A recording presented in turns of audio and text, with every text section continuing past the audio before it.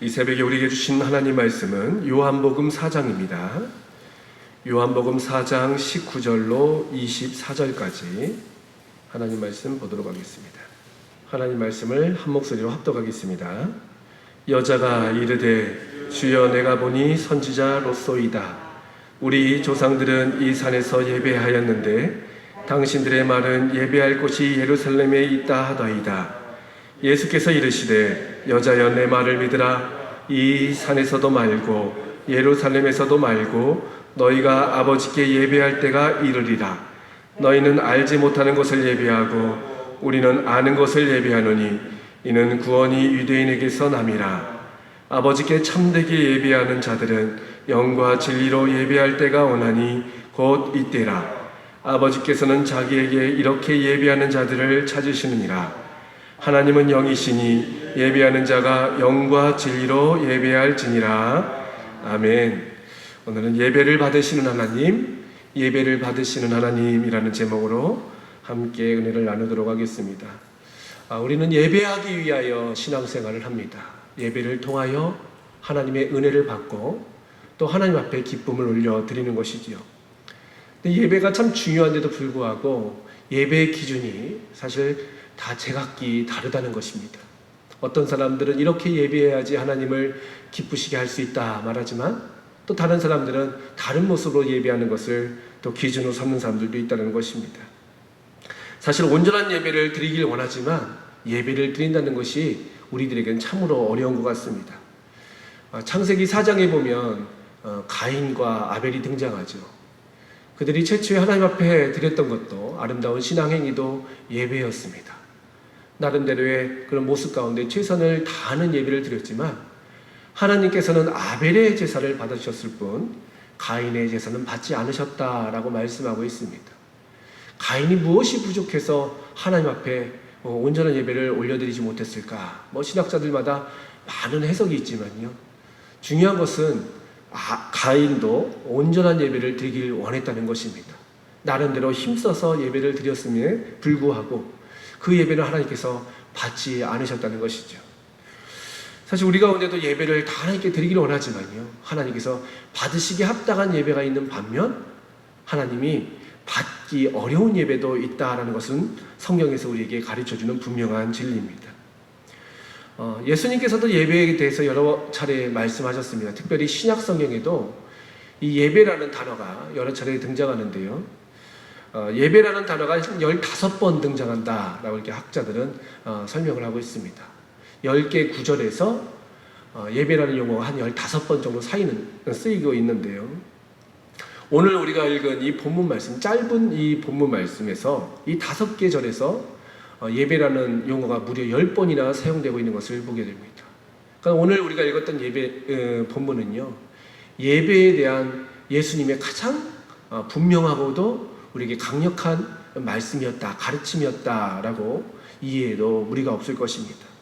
예수님께서는 어떤 예배가 참된 예배인가, 하나님이 받으시기 합당한 예배는 어떤 예배인가, 오늘 본문 말씀을 통하여 이 새벽에 깨닫는 귀한 은혜가 있으시길 바랍니다. 먼저 예배라는 것은 하나님께서 우리에게 명령하신 가장 강하고도 분명한 우리들의 삶의 모습이라는 것이죠. 하나님은 예배를 받기 위하여 우리를 지으셨다라고 성경은 말씀하고 있습니다. 이사야 43장 21절 말씀에 보니까 하나님께서는 우리를 하여금 찬양을 받으시기 위하여, 경배를 받으시기 위하여 예배를 드리기 위하여 우리를 창조하셨다라고 말씀하고 있다는 것입니다. 이 예배가 어떤 예배가 과연 옳은 예배인가? 먼저 오늘 본문 말씀을 보면요, 예수님께서 예루살렘으로 향하시다가 사마리아라는 지역을 들르게 되십니다. 사실 이 사마리아라는 지역은 이스라엘 백성들이 좀 거부했던, 좀 회피했던 지역 중에 하나였습니다. 왜냐하면 이 사마리아라는 지역의 특성이 그 사마리아인들이 모여 사는 지역이 바로 사마리아거든요. 이 사마리아인들은요, 그 BC 722년에 그 북이스라엘이 멸망하면서 아수르인들이 그 세계의 그런 자신들이 지배했던 여러 민족들을 이스라엘로 데리고 옵니다. 데리고 와가지고 강제적으로 유대인들과 그들을 이제 결혼시키게 되는 거예요. 혼인시키게 되는 것이죠. 그러니까 유대인들도 우리 한민족들과 비슷하게 어떤 뭐 민족의 그런 정체성이라고 할까요? 민족의 뿌리가 아주 강했던 그런 정신을 갖고 있는데, 전통을 갖고 있는데, 이제 그것을 말살시키겠다, 흩어버리겠다라는 정책이 바로 아수르인들의 정책이었습니다. 그러니까 단합하고 결속하는 그런 힘들을 와해시키려고 하는 것이죠. 이 종교의 힘이, 신앙의 힘이 참 무섭지 않습니까? 그러니까 여러 다른 민족들을 이스라엘에 데리고 와서 이스라엘 민족들이 갖고 있는 신앙의 정체성, 그들이 갖고 있는 여호와를 섬기는 그런 신앙 사상을 흐트려서 이제 다른 이방 민족들의 신도 섬기게 하고, 또 아수르인들로 하여금 그 이스라엘을 통치하기 쉽게 만들기 위해서 세웠던 그 지역이 바로 이 사마리아라는 곳이었다는 것이죠.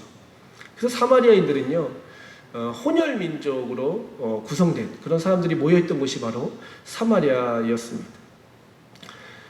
예수님께서 그 지역을 통과하셨다는 것이죠. 이스라엘 사람들은 좀 부정한 것을 부정하게 생각하는데, 예수님은 그 부정한 그 민족인 것을 알면서도, 그 부정한 사람들이 모여 사는 것을 알면서도 일부러 그쪽을 지나게 되셨다는 것입니다. 왜냐하면 그 사마리아인들, 이 사마리아 여인을 통하여 사마리아인들이 갖고 있는 신앙의 모습, 또 그들이 갖고 있는 예배의 모습을 바로 잡아주시기 위함이라는 것입니다. 이 사마리아에서 한 여인을 만나게 됩니다. 이 여인은 잘 알다시피 좀 사회생활이 어려웠던 여인이었습니다. 성경에 보니까 뭐 남편이 5이 있었다라고 이렇게 기록되어 있는데요, 이 5이 5명의 남편이었다라는 해석도 있고요, 또 어떤 학자들은 이제 고엘제도라고 하지 않습니까? 형의 그런 장자의 역할을 못하고 형이 죽으면 둘째를 이제 그 형수가 이제 맞이하게 되는 그런 고엘제도. 그래서 셋째, 넷째에서 아마 5 형제가 다 죽어서 한 형제들 가운데에 어쩔 수 없이 피해를 받던 여인이다, 이렇게 해석하는 그런 학자들도 있습니다. 어찌됐든 남편이 5이었는지 아니면 그 5형제의 그런 비참한 가문에 또 결혼한 여인인지는 잘 모르겠지만, 분명한 것은 그 여인은 참으로 힘들고 어려운 삶을 살았다는 것입니다. 무더운 시간에 물을 길러 나왔을 때에 예수님을 만나게 됩니다. 예수님께서 물 한 잔을 달라라는 그 요청 가운데 물 한 잔을 주면서 예수님의 놀라운 모습을 발견하게 됩니다. 그러면서 이 여인의 갈급했던 부분, 이 여인은 사실 삶에 여러 가지 문제가 있었지만요, 가장 궁금하고 알기를 원했던 것은 바로 예배였다는 것이죠. 예수님을 선지자라고 확신했던 이 여인은 바로 예수님께 질문을 하게 됩니다. 그 질문은 바로 어떤 질문이냐면 예배의 장소에 대해서 묻고 있습니다. 20절 말씀해 보니까요, 우리 조상들은 이 산에서 예배하였는데 당신들의 말은 예배할 곳이 예루살렘에 있다 하더이다. 과연 예배의 장소가 어느 곳이 맞느냐라는 질문이었습니다. 우리 조상들이라는 것은 바로 사마리아인들이죠. 사마리아인들은 그 사마리아 지역에 가보시면요, 지금은 이제 그 팔레스타인 자치구로 이렇게 묶여 있어가지고 예루살렘 그 성지순례를 할 때도 이 사마리아 지역에 들어가는 것은 좀 어렵습니다. 그래서 이제 뭐 무장 군인들이 있고 허락된 사람들만 그 사마리아 지역에 들어가게 되는데, 그 사마리아 지역에는 두 유명한 산이 있습니다. 하나는 축복의 산이라 일컬어지는 그리심산, 또 하나는 에발산, 저주의 산이라 일컬어지는 에발산이 있죠. 근데 사마리아인들은 이제 그곳에 모여 살면서 예배의 처소를 그리심산으로 이제 생각하게 됩니다. 모세가 축복을 선포했던, 하나님의 축복을 선포했던 그 산이 바로 이제 그리심산인데, 유대인들은 그 산에 뭐 큰 의미는 두지 않았습니다. 그러나 그 사마리아인들은 그곳에 이제 실로라는 곳이 처음에 이제 법궤가 온 곳이 실로 아니겠습니까? 그 실로라는 곳이 그곳에 있고, 또 그리심산을 중심으로 예배 공동체가 형성되게 되는 것이죠. 그러나 유대인들은, 당신들이라 하면 이제 유대인들을 말하고 있는데, 유대인들은 다윗의 전통을 따르고 있죠. 다윗은 잘 아시다시피 그 법궤를 다시 블레셋에서 찾아올 때에 이제 그 예루살렘으로 모시게 되는 건 아니겠습니까? 그래서 예루살렘을 예배의 처소다라고 생각하는 것입니다.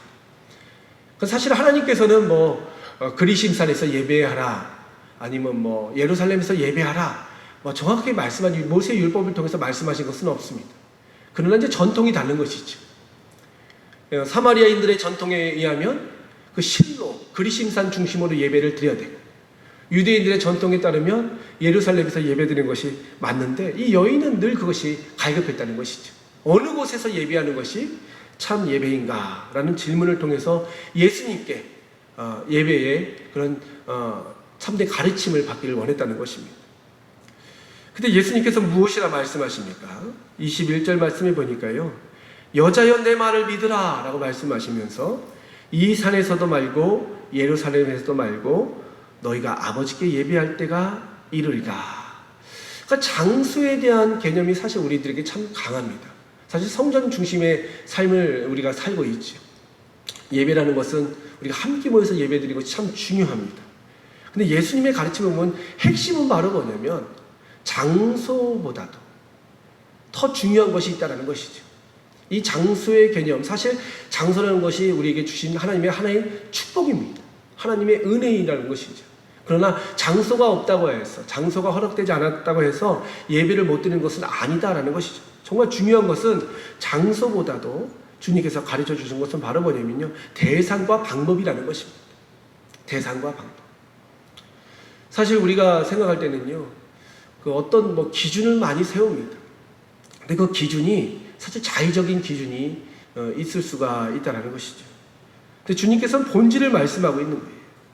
그 본질은 바로 어떤 본질이냐면, 첫 번째 본질은 바로 대상인데, 그 대상은 바로 하나님께 예배하라 라고 말씀하고 있습니다.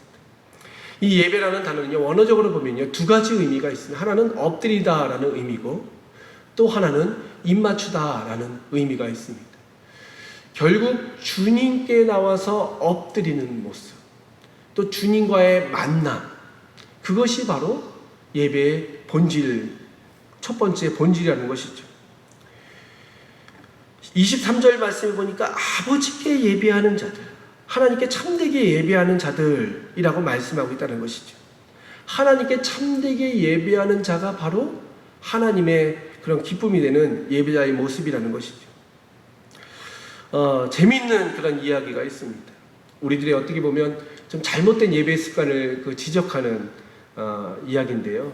유머인데 한번 들어보시기 바랍니다. 현대인들의 10세기 예배 모습이 있다고 합니다. 첫 번째, 예배 시간이 되면 멀리서 강단을 응시하는 멀대파가 있다고 합니다.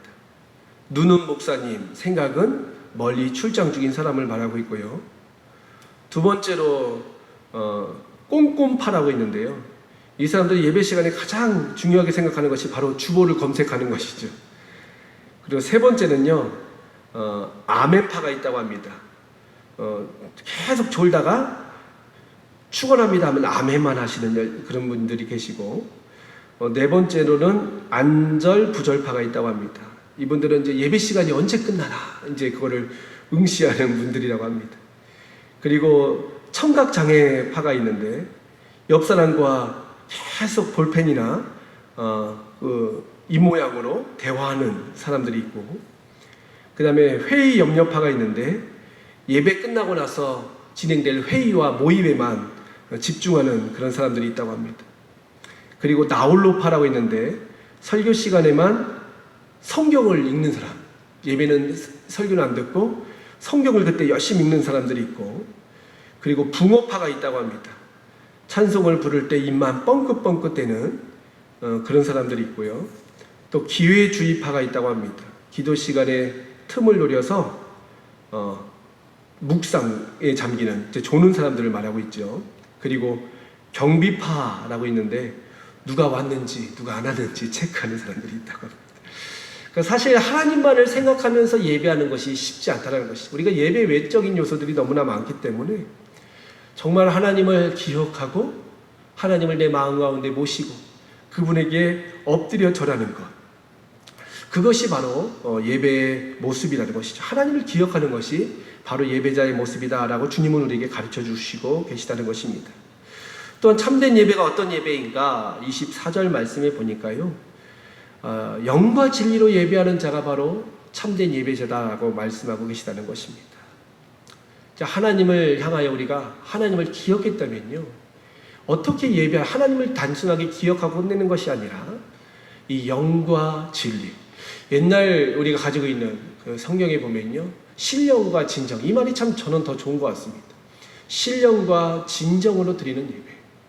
이 영이라는 것은 바로 성령의 인도하심을 말하는 것이고, 진리라는 것은 하나님의 말씀을 말하고 있는 것이죠. 결국 내 주관대로 하나님을 기억했다고 해서 내 방법대로 하는 것이 아니라 바로 성령의 인도함을 따라서, 예배라는 것 자체도요, 우리 스스로 드릴 수 있을 것 같지만요, 우리 스스로 할 수 없음을 인정하면서 하나님의 영에 이끌려서 드리는 예배가 참된 예배라는 것입니다. 뿐만 아니라 진리로, 이 진리라는 것은 바로 주님이 주신 말씀을 의미하는 것인데, 하나님의 말씀을 통해서 하나님을 찬양하고 경배하고 하나님 앞에 나아가는 것이 바로 참된 예배의 모습이라는 것입니다. 주님이 얼마나 예배에 대해서 중요하게 생각했으면 이 여인을 만나시기 위하여 그 어려운 길을 걸어오셨고, 또 그 여인을 통해서 이 말씀을 가르쳐 주셨을까요? 오늘도 동일하게 우리에게 주님은 말씀하고 계십니다. 하나님은 다른 자를 찾고 계신 것이 아니라, 오늘 말씀해 보니까 23절 말씀해 보니까 예배하는 자를, 참되게 예배하는 자를 찾고 계시는데, 그 예배의 모습을 우리가 잃어버려서는 안 되겠지요.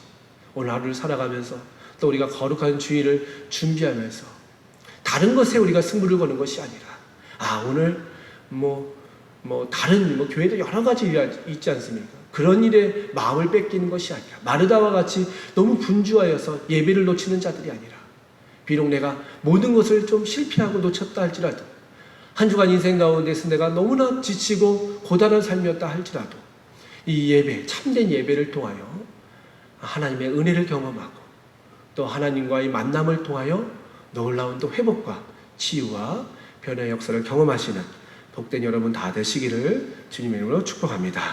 이 시간 이런 마음을 담아서 우리 주님께 찬양으로 나가도록 하겠습니다. 이 시간 다 함께 기도할 때 하나님이 찾으시는 진정한 예배자로 주님 앞에 나아갈 수 있도록 인도하여 주시옵소서.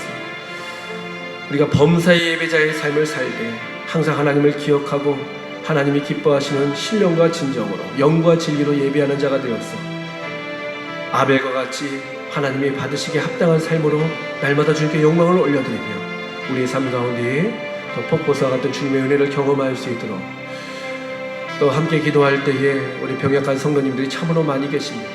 비록 교회에 나올 수 없는 연약함이 있다 할지라도 그 있는 자리에서 하나님을 기억하고 신령과 진정으로 예배할 수 있는 예배자의 모습으로 거듭날 수 있도록 함께하여 달라고 같이 기도해 주시고, 내일 거룩한 주일입니다. 하나님 앞에 함께 모여서 예배할 때에 그 예배에 다른 것에 마음을 뺏기는 것이 아니라 온전히 하나님을 기억하고 하나님의 말씀을 통하여 또 성령의 능력을 통하여 참된 예배자로 나갈 수 있도록, 예배의 모습으로 주 앞에 영광을 올릴 수 있도록 함께 해달라고 이제 합심으로 기도하도록 하겠습니다. 참된 예배자를 찾으시는 하나님 아버지, 오늘도 주님 앞에 나와서 저희들이 예배하며 기도하며 찬양을 올려드리오니 정말 주님께서 기뻐하시는 예배자의 모습을 온전히 설 수 있도록 인도하여 주시옵소서. 다른 것에 마음을 빼앗겨 하나님 앞에 온전한 예배를 드리지 못하는 모습이 있다면 저희들 진정으로 회개할 수 있도록 인도하여 주시고, 참된 예배, 주님이 기뻐하시는 영과 진리의 예배를 올려드림을 통하여 하나님의 풍성한 복을 경험할 수 있는 저희들의 삶이 될 수 있도록 함께하여 주시옵소서. 거룩한 주일을 이제 준비하고 있습니다. 아버지 앞에 예배할 때에 하나님 아버지, 우리가 다른 것에 마음을 뺏기는 것이 아니라 아버지 앞에 온전한 마음을 가지고 하나님이 받으시기 합당한 모습으로 예배 드림을 통하여 하나님께서 공급하여 주시는 풍성한 은혜와 세임을 경험할 수 있도록 함께하여 주시옵소서. 아버지 하나님, 무더위가 찾아오고 있습니다. 우리의 마음 가운데에 하나님을 잊어버리기 쉬운 계절이 오니 아버지께서 늘 성령으로 우리를 깨워주시어서 하나님을 기억할 수 있도록 인도하여 주시고, 주님과 동행함을 통하여 하나님 범사의 예배자의 모습으로 살아갈 수 있는 저희들이 될 수 있도록 함께하여 주시옵소서. 감사와 찬양 올려드리오며 예수님의 이름으로 기도하옵나이다. 아멘. 이제는 저 높은 하늘 영광 버리시고 이 땅에 오셔서 우리를 구원하여 주신 예수 그리스도의 무한하신 은혜와 지금도 예배를 받으시기에 합당한 아버지 하나님의 극진하신 사랑과 우리를 예배의 자리로 인도하여 주시는 성령님의 위로보 교통하심이 오늘 여기 모인 사랑하는 성도들 위해, 가정과 생업 위해, 코로나로 아파하고 있는 세계 열방과 모든 민족 가운데에 이제와 영원토록 함께 하시길 간절히 축원하옵나이다. 아멘.